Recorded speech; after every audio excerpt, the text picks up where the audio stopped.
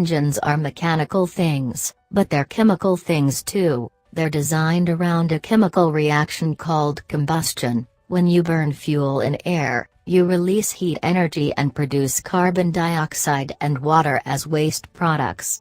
To burn fuel efficiently, you have to use plenty of air.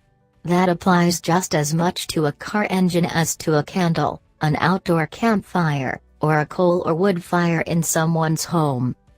With a campfire, you never really have to worry about having too much or too little air. With fires burning indoors, air is in shorter supply and far more important.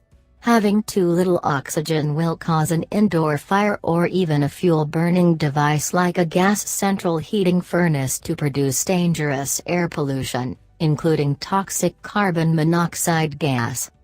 With a car engine, it's a bit more complex.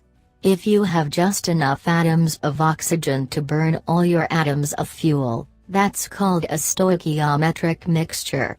Stoichiometry is part of chemistry, the chemist's equivalent of making sure you have just enough of each ingredient before you set about cooking from a recipe. In the case of a car engine, the ratio is usually around 14.7 parts of air to 1 part of fuel, though it does vary depending on exactly what the fuel is made up of.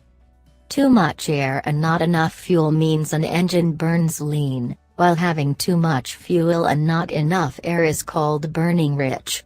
Having slightly too much air will give better fuel economy, while having slightly too little will give better performance. Having far too much air is just as bad as having far too little. Both are bad for the engine in different ways.